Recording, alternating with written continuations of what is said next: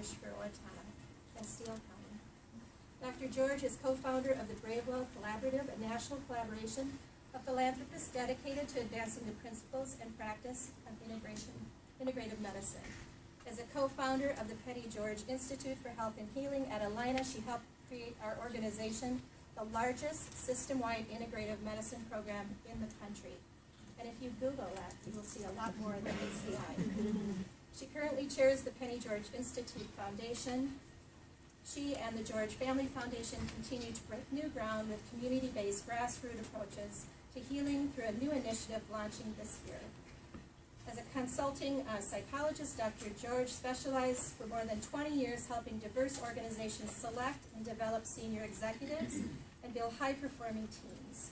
She regularly draws upon this experience in her philanthropic work and leadership roles. She holds a bachelor's degree from Duke University, a master's from the University of Minnesota, and a doctorate from the University of St. Thomas. Please join me in welcoming Penny George.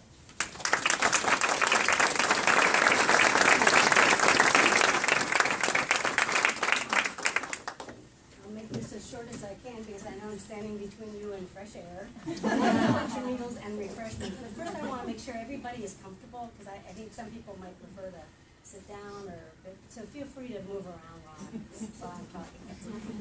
But I just want to say what a privilege it is to be here and to celebrate what you've accomplished here and to meet this incredible team, because no matter what the vision is, ultimately it comes down to it's all about the people. And I can see already that this is going to be a big success. I also want to say that this still very new Penny George Institute Foundation is very happy to be able to provide a $75,000 matching grant to help build the expansion that's going on. So I was told that you might be interested in kind of how I got to be here, because this is certainly not something that I had set out to do. I was a psychologist. I was very happy doing that, and my goal was to stay away from hospitals. I mean, I had no interest in changing them, but they say life is what happens when you're planning something else, which I'm sure some of you have already discovered.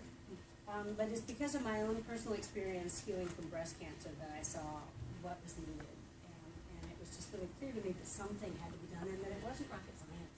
It wasn't like building a super robot computer. I mean, we could do this. All it took was will, and it turned out to be a lot harder than I thought, but it seemed easy at the time.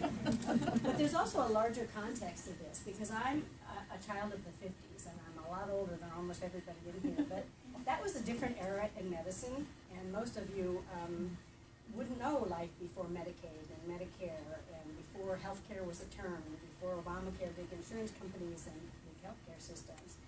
Medicine still existed in the context of relationships, and it was a kind of a covenant of sorts between particularly a physician and a patient. My dad, I grew up in a town very much like this, a town of 20,000 in rural Maryland, and my dad was a small town surgeon, and I can remember making calls on horseback with him to patients, and his being paid in hay and cakes, and it was a different world. Prevention was the new polio shot. Wellness was not a social movement.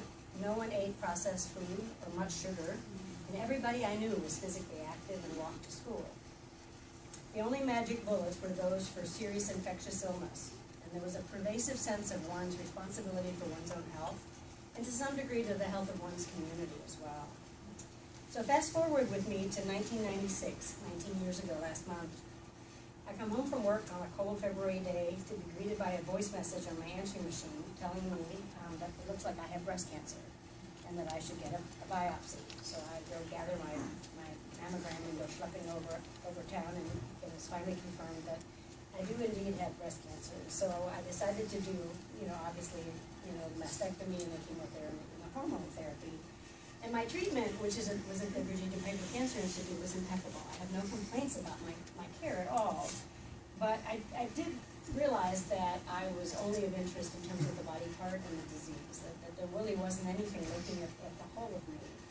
And I felt like that should be different, that I really was a whole human being, and I'd gotten myself in this predicament somehow, and there were things that I might be able to do to help myself get well and stay well.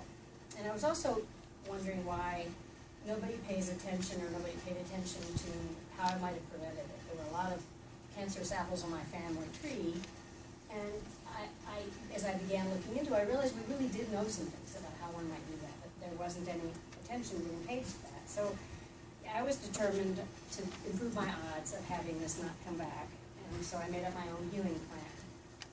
I sought out acupuncture to help me deal with hot flashes, massage and yoga to address the needs of my body. I read a lot about nutritional approaches to healing and dramatically improved my diet. I used guided imagery CDs to try to visualize a long and healthy life. But it wasn't the individual therapies that was so transformative for me. As important as they were, it wasn't that. It was the fact that I was in charge of my own healing, that I actually was listening to my own body and partnering with the best of medicine, but I was kind of in charge. And that was so transformative that I thought, you know, we can do this.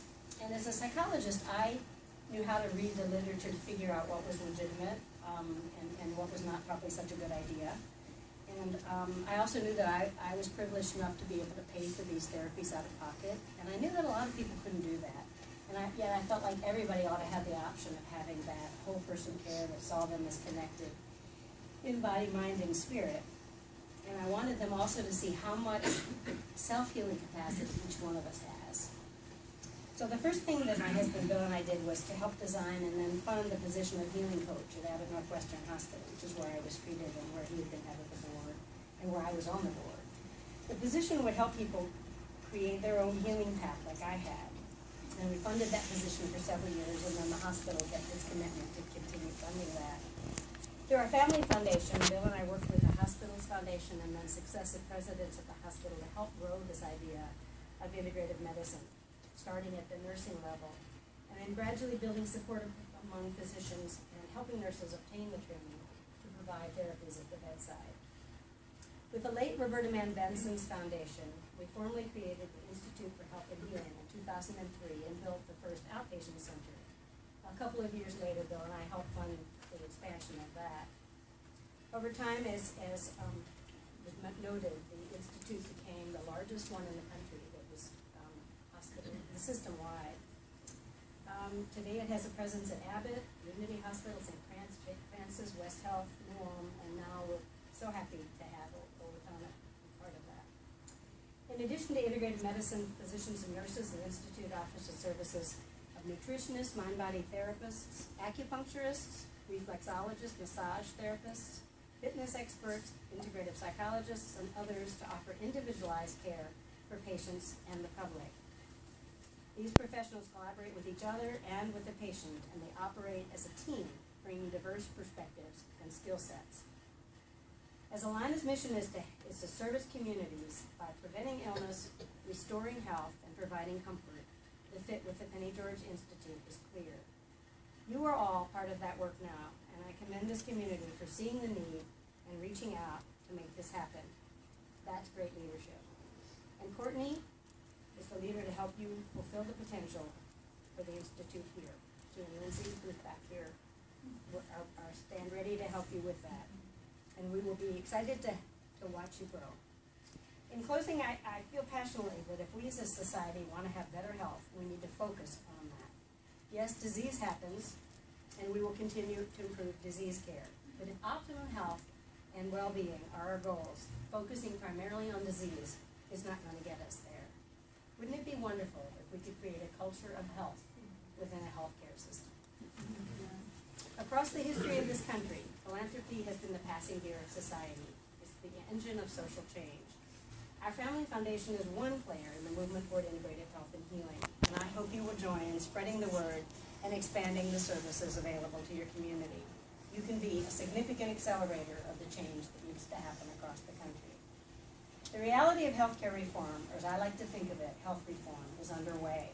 We have the challenge, the opportunity, and also the responsibility to create the most effective care models we know how to create, and to help individuals do their part to be full partners with the care teams that will support them.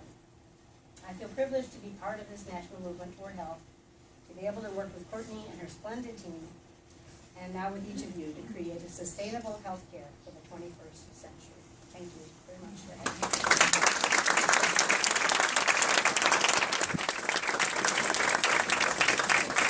All right, so then concluding, the one thing I would say is we're at the beginning.